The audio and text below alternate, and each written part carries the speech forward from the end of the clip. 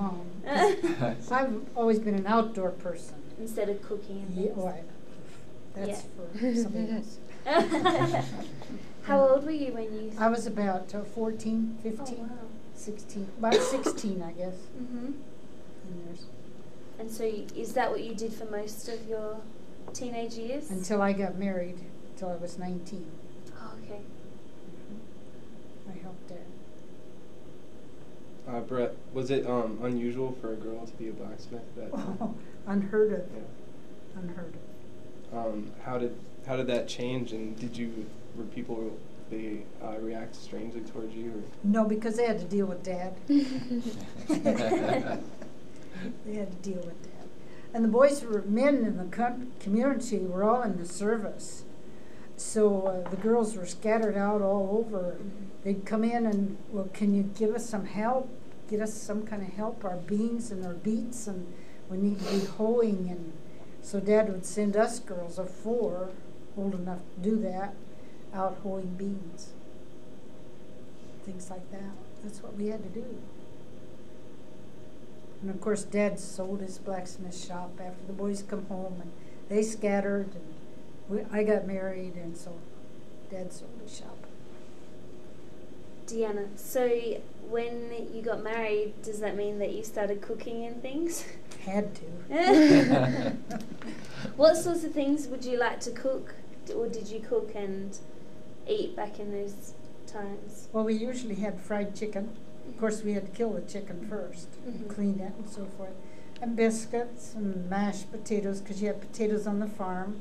You had carrots on the farm usually because you had a garden, onions, and that's the way we got along. So would you kill the chickens yourself? I'd make my husband chop the head off. Then I could do the rest. Okay. Laura, Myra, did you ever get married? What was? Did you ever get married? Did you get married? I'm sure. Yes. And you had what, 5 children? 4. 4.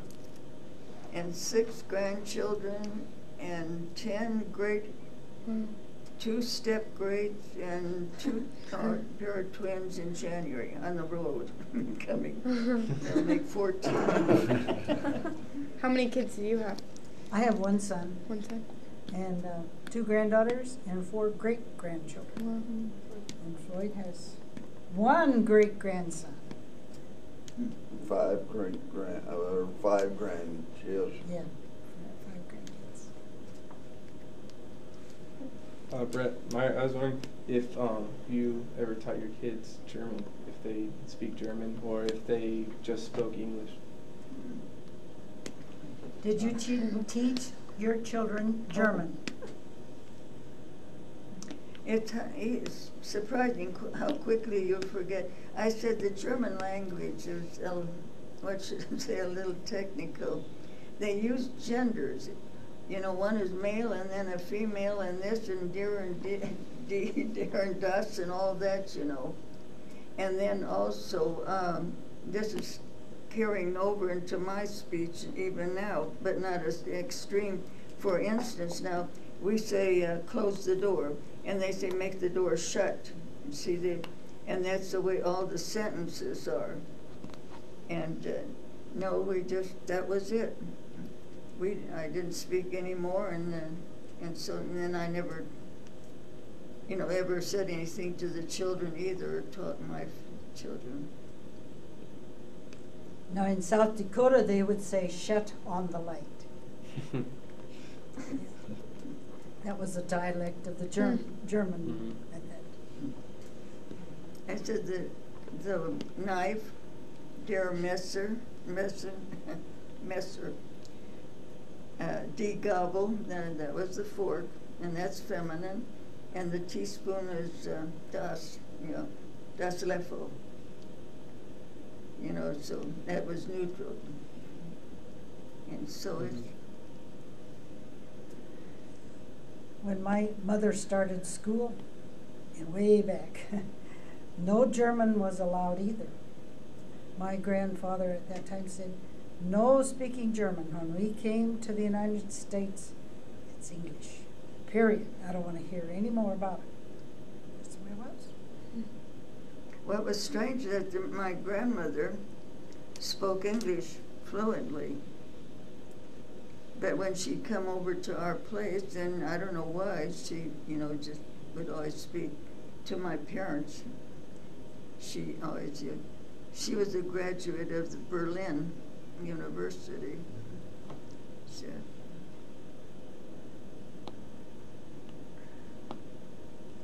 Okay, I have to ask, Deanna, by the way, do you have a joke that you'd like to tell? Yeah, what? A joke? Do you have a joke? Do you have a joke you want to tell? Because I'm really interested. I love jokes. You do? He wants to live in Australia someday. Oh, really? Come visit me. If I had to leave the United States, I'd go to Australia. It's a good place. Yeah. Well, I'll tell the same one I told the other kids. This old man, he went out, he had a Mercedes-Benz car, and he went out for a ride, and he driving along, and he got speeding, and a trooper come along behind him, flashing his lights, so the old man just stepped down on the car and went a little faster. He got up to 80 miles an hour, and the trooper was still behind him. So 90, 100, the trooper was still behind him. And so he just stepped down on the old Mercedes and walked off and left the trooper set. And he knew the country. There was a place in the wide spot in the road, so the old man pulled off at this place and stopped, looked out, the trooper was out there.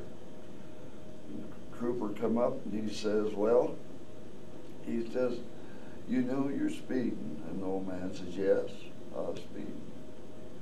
The trooper says, well, he says, if you can give me a reason that I haven't heard while you're speeding, he says, I won't give you a ticket. The old man says, well, it's like this.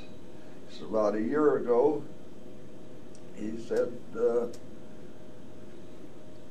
trooper run off with my wife. And he says, I thought you was bringing her back.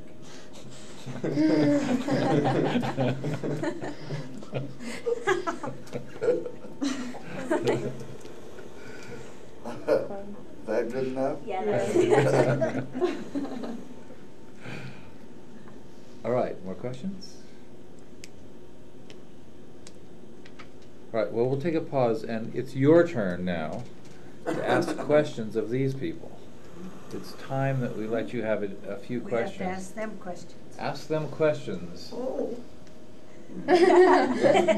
Let's find out how these people live. This is part of the great anthropology of current times.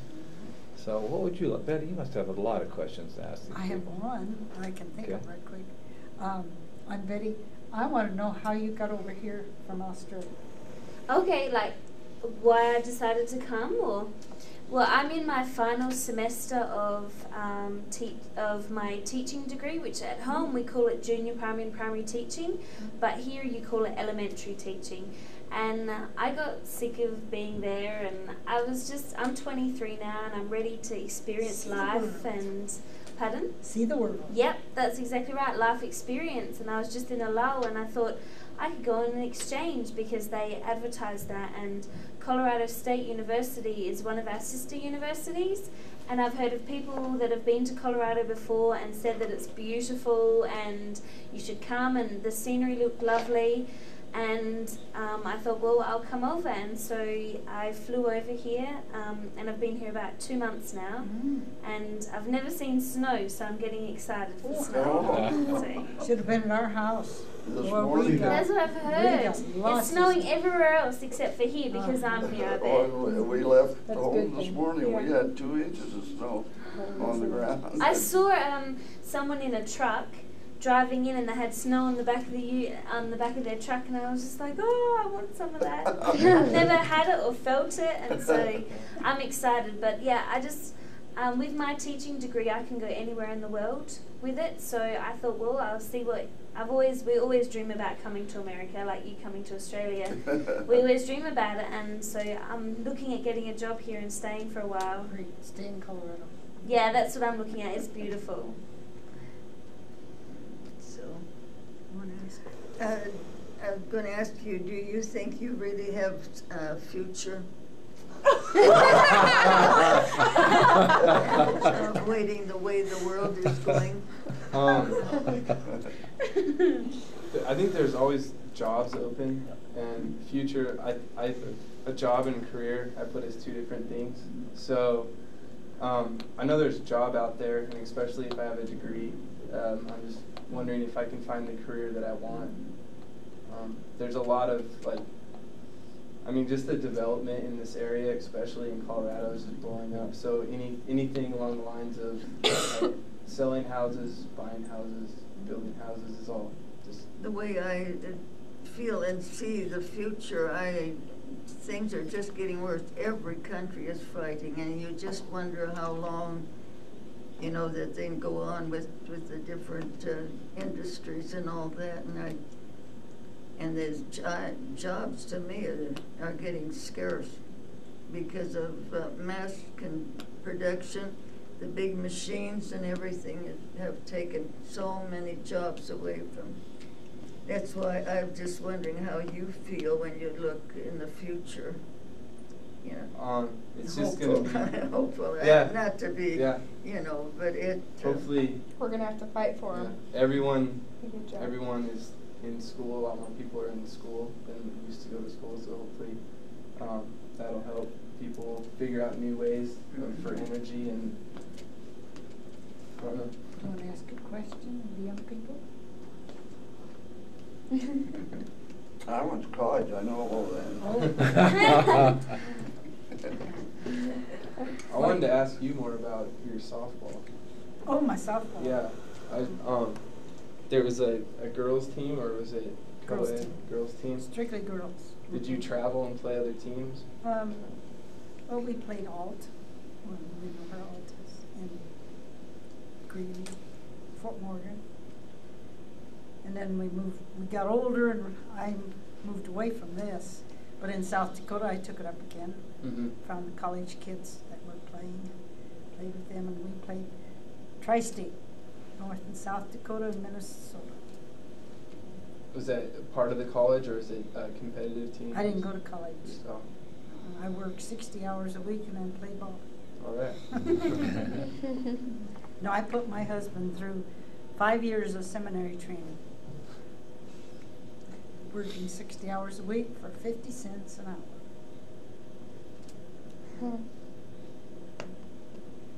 When we first landed in Sioux Falls, I went downtown in a restaurant because I could wait tables if I couldn't do anything else till we got established. In the kitchen was a big sign, "We do not serve black people." I walked out the front door. I wouldn't work for somebody like that. Even though I needed the job and was hired, I wouldn't work for somebody like that. Did you see a lot of that when you were living here in Colorado? Did you see a lot of segregation? And No, we grew up with blacks. Okay. I had lovely friends. 3 on the softball team too.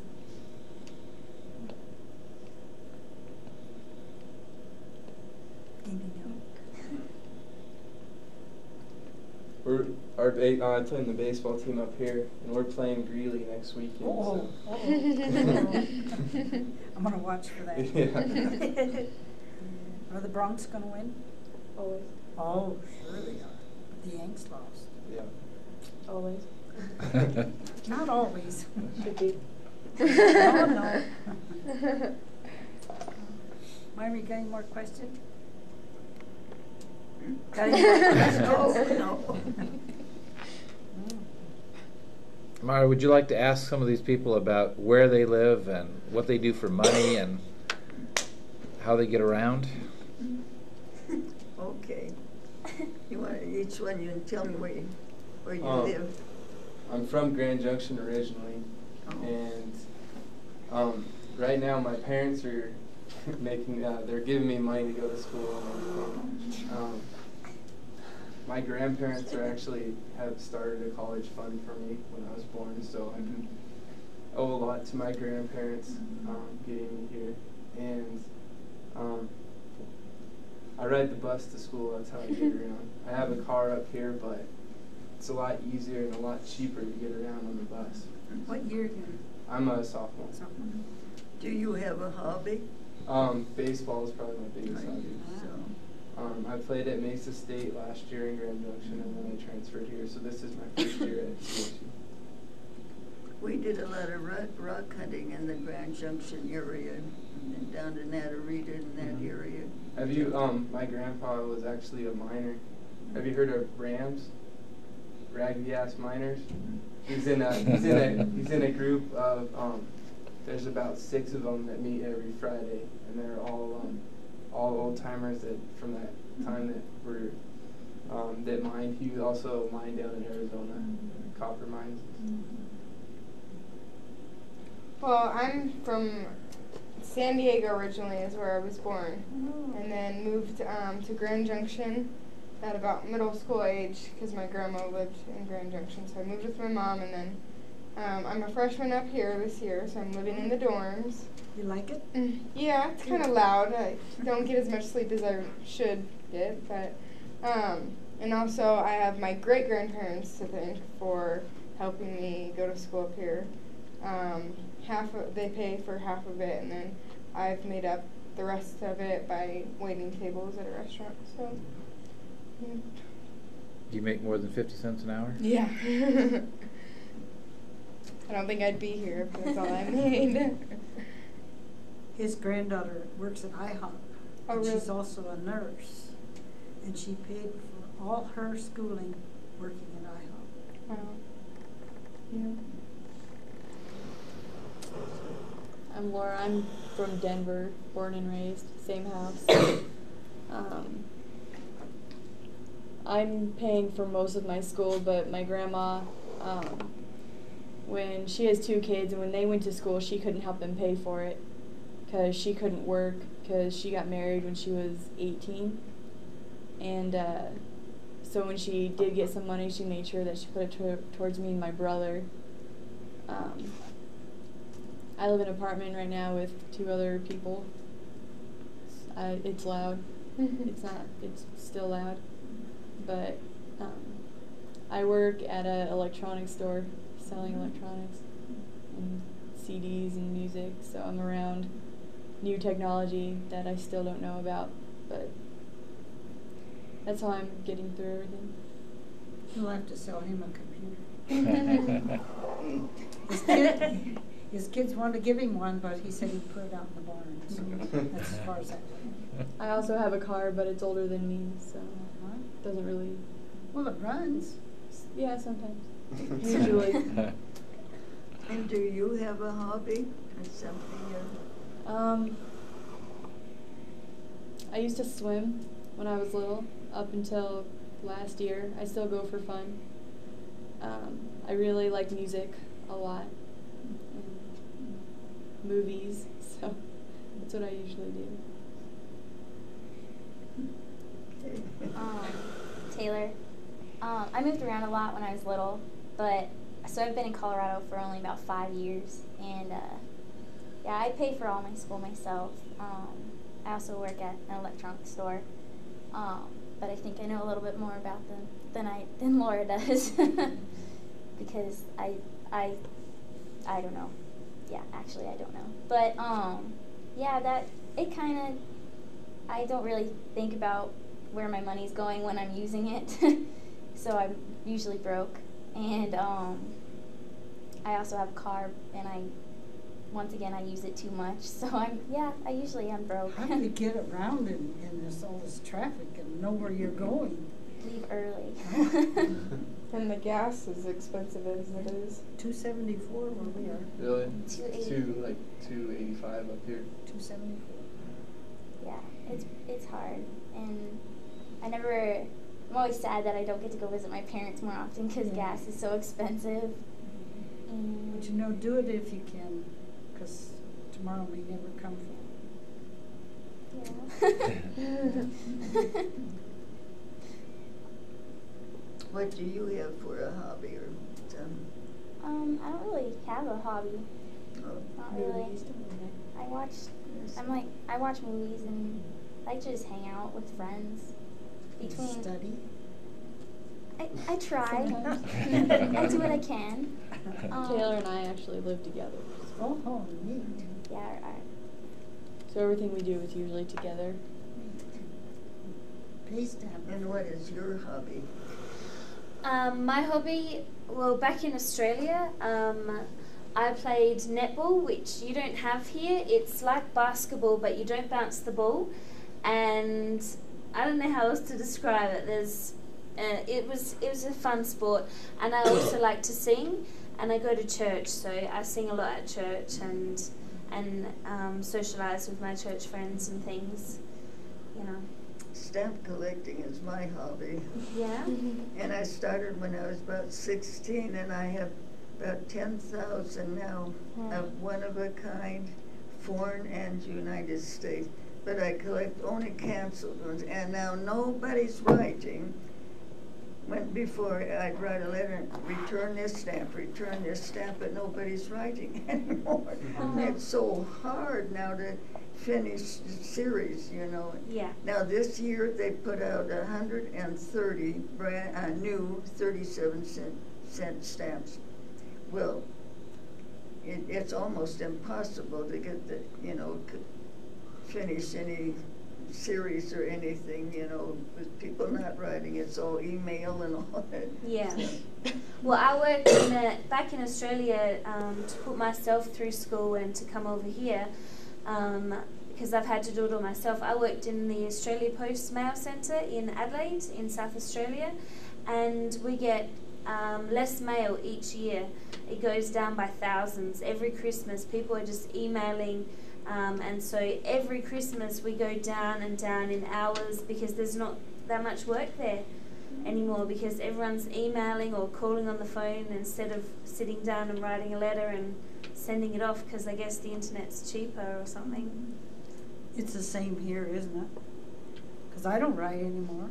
I just pick up the telephone.